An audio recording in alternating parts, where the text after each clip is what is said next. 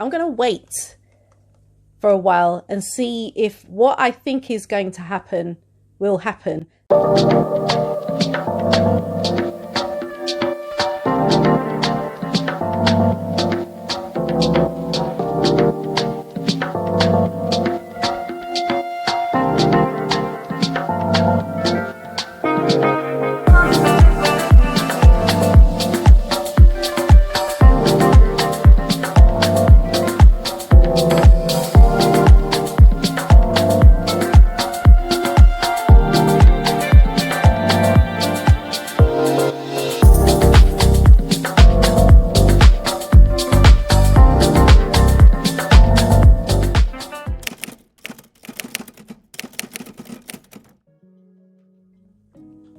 Hey guys, I hope you're all doing well and that you had a great week. To all of my house guests, come in, make yourselves at home and make yourselves comfortable. If you're passing by and you'd like to become a house guest, don't forget to hit subscribe and activate all of your notifications. I'm Chez, this is Chez M0i. Welcome to my place.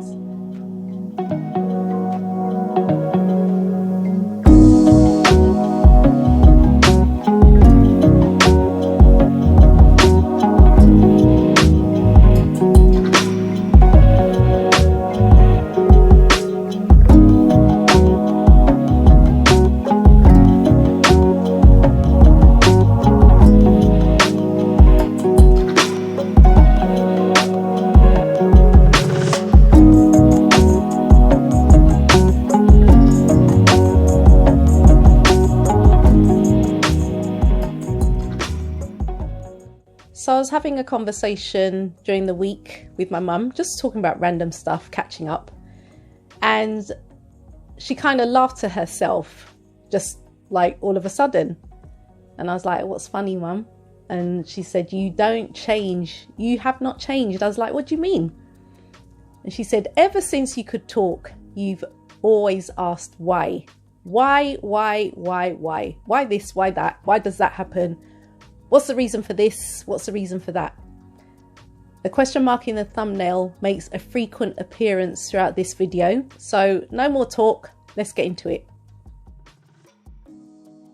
On the day of this upload, I will have been on this planet for just under 53.5 years.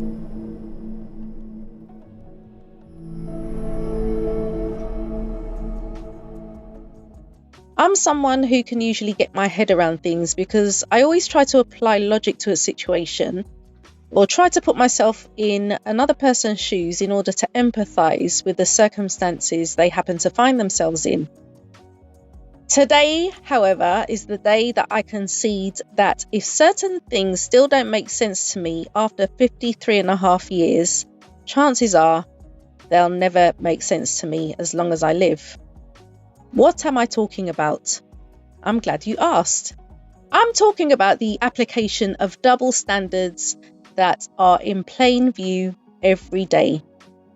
And in this video, I'm going to share 2 of my observations. But before we do that, let's clarify what double standard means.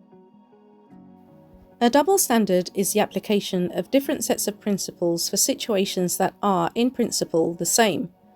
It is often used to describe treatment whereby one group is given more latitude than another.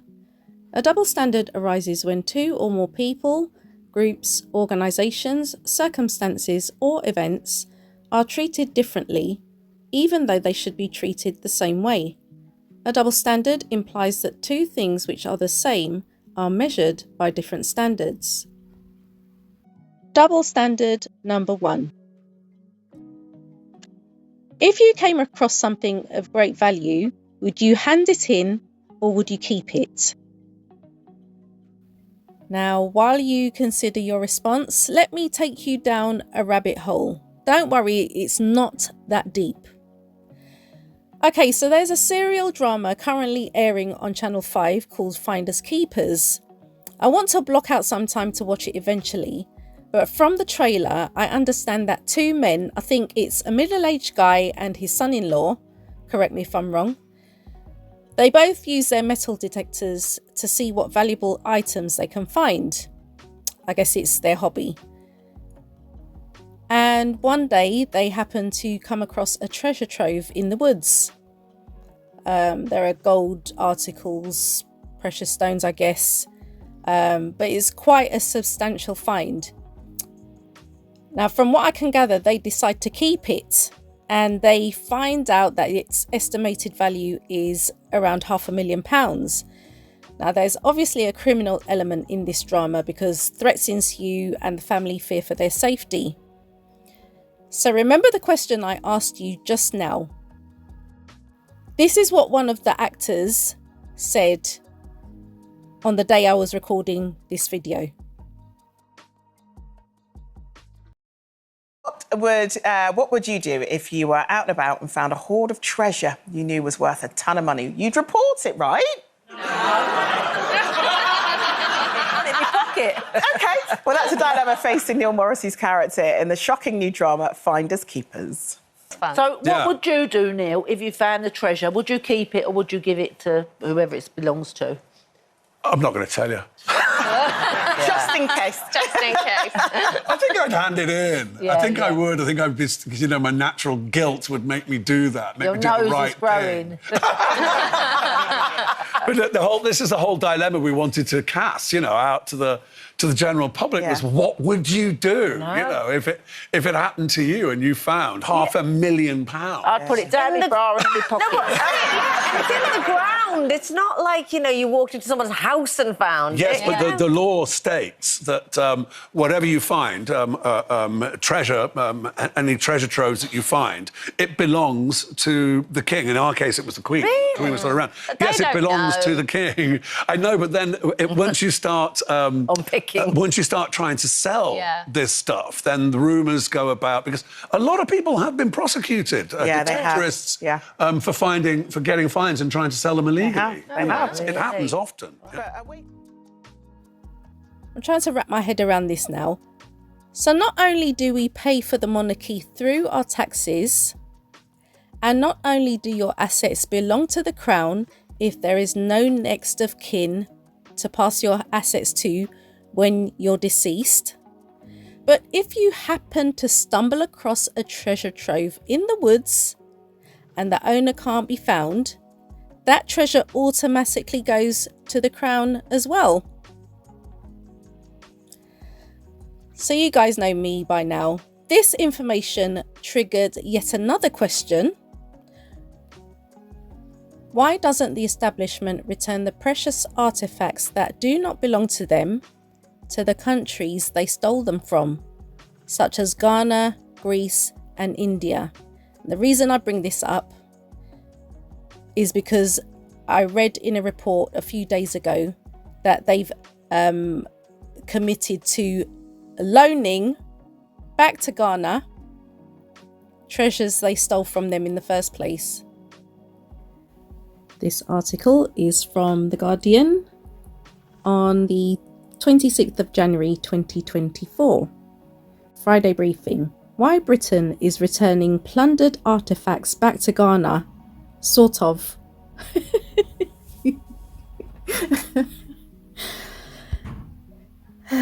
Okay. Let's get into this. I'm not going to read the whole article, just this first section. More than 150 years after they were stolen in violent circumstances by British soldiers, two top UK museums are returning some of Ghana's crown jewels.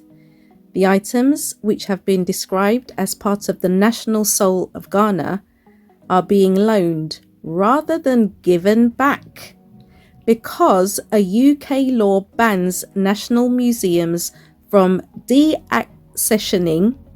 I didn't even know that was a word. Items in their collections. I'm flabbergasted. That's a word I don't use often.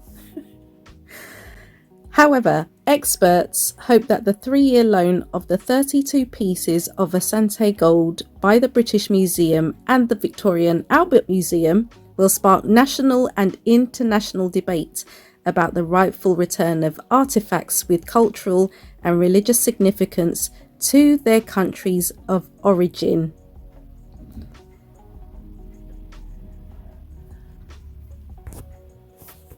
Now, even as I read this, I had to contain myself. And it's funny because I was having a conversation with Gina. Those of you who've been on my channel long enough, you know she's one of my best friends. So we were talking the other day, and she said she watched my last video, and she was like, how do you not get angry? How do you stay so calm when you do your videos? I said, the reason I stay calm is because I am a firm believer 100% in what goes around comes around. You reap what you sow. And I can see it with my own eyes. This establishment, it will continue to crumble. And I've said in previous videos, it doesn't matter how long it takes. When people treat you badly, it doesn't matter how long it takes. They are going to get what is coming to them. It's a universal principle, which is no respecter of persons. The level of greed is astronomical, but even more concerning to me is the astronomical level of apathy displayed by regular people, which are, broadly speaking, the same people who are feeling the squeeze of the current economic downturn, but are happy to allow the glaringly obvious financial disparity to continue.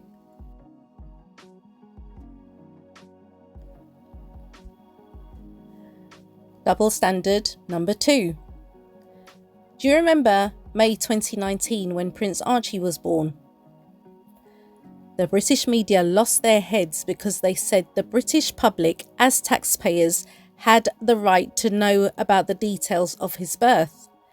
They demanded that Meghan parade her son in public almost immediately, and they were not happy that the couple chose to debut their firstborn when it suited them. Harry and Meghan were given similar treatment in the press when it came to Archie's christening.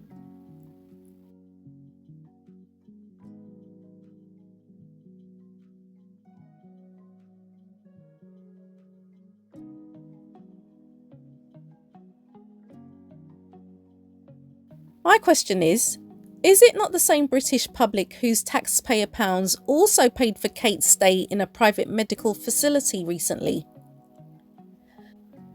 Now, my concern isn't that Kate's not sharing the reason why she was hospitalised and why she will be indisposed for the foreseeable future. My real concern is why the tabloids felt it was acceptable to mislead the public by using a photo of Kate from 2021 to show she'd left hospital earlier this week. Many people have questioned why there are no photos or video footage of her leaving, but the tabloid press thought it was okay to deceive you yet again. Now, this particular saga reminds me of what happened with Prince Philip when he was hospitalised. And we were told he was stable and recovering, but not long afterwards, he passed away. Now, I've said before that I'm not going to speculate on what Kate's condition is. As a child whose mum had extensive hospital treatment back in the 1970s, when my sister and I were the same age as Kate's 2 eldest children, I get it, especially from the privacy aspect. However, 2 things the British press should really keep in mind. If, God forbid, Meghan were to have a medical intervention, I would hope the media would extend her the exact same courtesy without prejudice and stay out of her business. If Meghan wouldn't want anyone to know when she was to leave hospital, I'd also hope the tabloids would adopt the same strategy and also use a photo taken 3 years before and publish that. But really, who am I kidding? This is the misogynistic and xenophobic British media we're talking about. And please don't try to convince me that these 2 adjectives are not applicable when you have the likes of Jeremy Clarkson being paid to write trash about Meghan, In addition to Prince Philip's well-documented negative experience when joining the royal family as a foreigner decades ago. Now, the fact that Kate was nowhere to be seen is naturally going to raise suspicion, but the British media roars with laughter as they insult your intelligence by constantly lying to you. And talking about hospitals, may I remind the establishment that as adults fully responsible for our own lives, most of us don't take our cues from how the royal family lives. The audacious suggestion that millions of men are now running to get their prostates checked is questionable. And I'll give you 3 reasons for that. Firstly, because you've got more chance of winning the lottery than getting an appointment with your GP. And even when the GP grants you an audience, you're only given an allotted time of 5 to 10 minutes at most, because the conveyor belt of patients seems to be never ending. Secondly, the regular man diagnosed with the same condition as Charles has to go onto an NHS waiting list unless he has private medical insurance or is self-funded. And even then, treatment that he's had to wait ages for may be postponed due to doctors' strikes, as we've seen very recently. Thirdly, let's consider why Charles made his condition public, knowing full well that his first daughter-in-law wasn't going to reveal any details about her condition. The cynical side of me would say that this was favourable PR masterminded by his second wife, who was more than happy to be seen visiting Charles regularly in the hospital because, as his former mistress, whom hardcore Diana fans will never forgive, Camilla knows the power of great optics. And on the positive end of the spectrum, here's what happened later on in the week. First, the Duke and Duchess of Sussex have called for urgent changes to social media, saying the best parenting in the world cannot keep children safe from these platforms. Harry and Meghan have met many of the families in America who lost children to suicide or have serious mental health problems because of content they have viewed online. Well, yesterday, the family's campaign led to Meta's Mark Zuckerberg being forced to apologise to them at a Senate hearing on child safety. There's families of victims here today. Have you apologized to the victims? Would you like to do so now? Well, they're here. You're on national television. Would you like now to apologize to the victims who have been harmed by your product? Show them the pictures. Would you like to apologize for what you've done to these good people? I'm sorry for everything that you've all been through. It's terrible knowing you have to go through the things that your families have suffered. And this is why we invested so much and are going to continue doing these extreme efforts to make sure that no one has to go through the types of things that your families have had to suffer. Harry and Meghan have now applauded the bravery and determination of those families who saw the big bosses of Facebook, Instagram, TikTok and X being called to give evidence. Charlie Frost is with me and has the details. This is such a big issue for parents, both in America and here. Take us through what the couple have said after that Senate hearing. Well, after those extraordinary exchanges in the Senate last night, Mark Zuckerberg floundering there before apologising to parents, the Duke and Duchess of Sussex have weighed in, adding to the call to better protection for children. Now, the royal couple have in the past been outspoken critics of the way social media firms handle protection for children.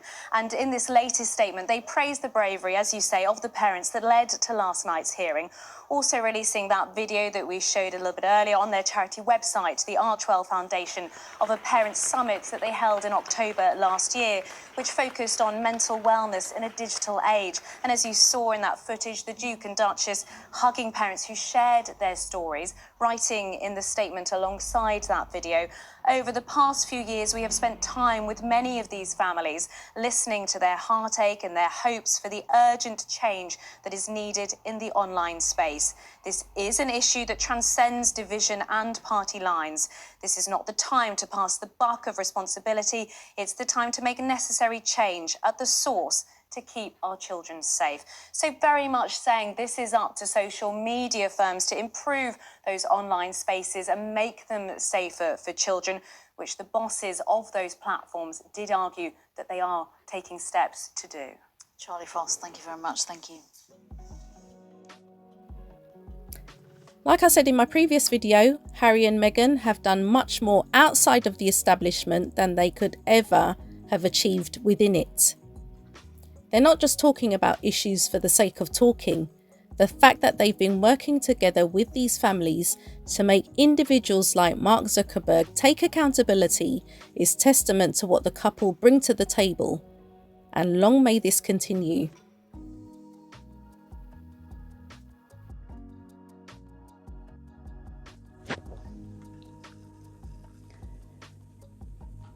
So guys, I don't have that much more to add.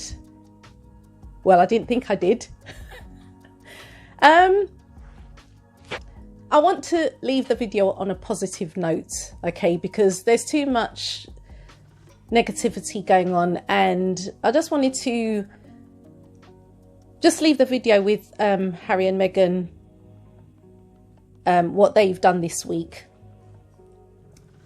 Whatever I want to say, I'm not going to say it here. I'm going to wait for a while and see if what I think is going to happen will happen. And I know you guys know what I mean when I say that. So I'm going to wrap up this video now. And if your thoughts were provoked in any way, don't forget to give it a thumbs up. And if you haven't yet become a house guest, don't forget to hit subscribe and activate all of your notifications. I want to take this opportunity to thank you guys so much for watching. Enjoy the rest of your day, and you shall catch me in the next video.